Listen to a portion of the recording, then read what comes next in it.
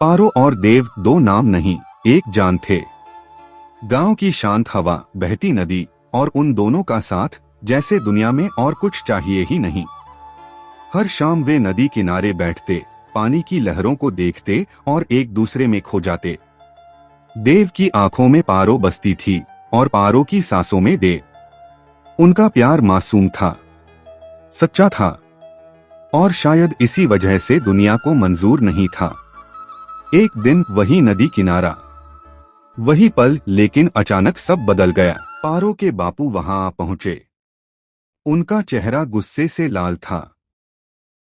उन्होंने बिना कुछ सोचे पारो का हाथ पकड़ा और उसे जबरदस्ती खींचकर ले गए। देव बस खड़ा रह गया।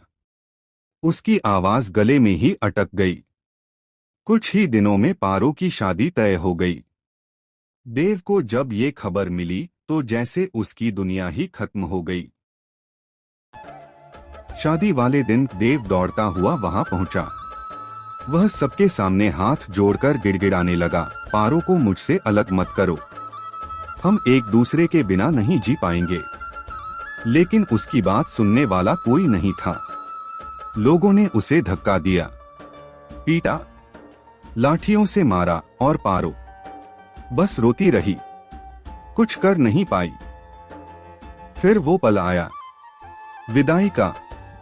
फूलों से सजी पालकी आगे बढ़ रही थी और देव उसके पीछे पीछे दौड़ रहा था। पारो, रुक जाओ, एक बार मेरी तरफ देखो। लेकिन पालकी नहीं रुकी और देव वहीं घुटनों के बल गिर पड़ा। उस दिन के बाद देव बदल गया। वो हंसना भूल गया, जीना भूल गया। न उसे भूख लगती, न नींद आती, बस एक ही नाम उसकी हर सांस में था, पारो। अपने दर्द को भुलाने के लिए उसने शराब का सहारा ले लिया। हर दिन, हर रात वो खुद को मिटाता गया। समय बीतता गया, लेकिन उसकी तड़प कम नहीं हुई और बढ़ती गई। एक दिन टूटे हुए हाल में, बिखरे बाल, बढ़ी हुई दाढ़ी, थका हुआ शरीर, वो पारो के घर पहुंच गया। दरवाजे पर खड़ा, जैसे कोई भिखारी हो। पारो ने उसे देखा, पहले पहचाना नहीं। वो अंदर से कटोरे में खाना लेकर आई।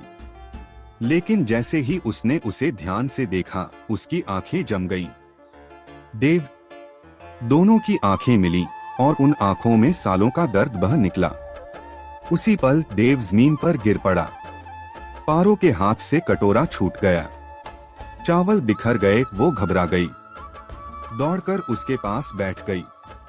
पास बैठी बूढ़ी औरत भी आ गई।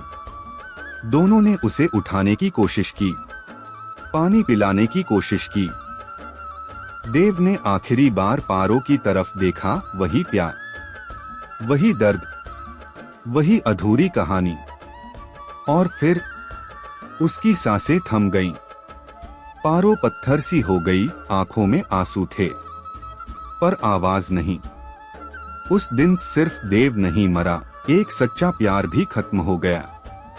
और नदी वो आज भी बह रही है, जैसे उनकी कहानी अपने साथ बहा ले।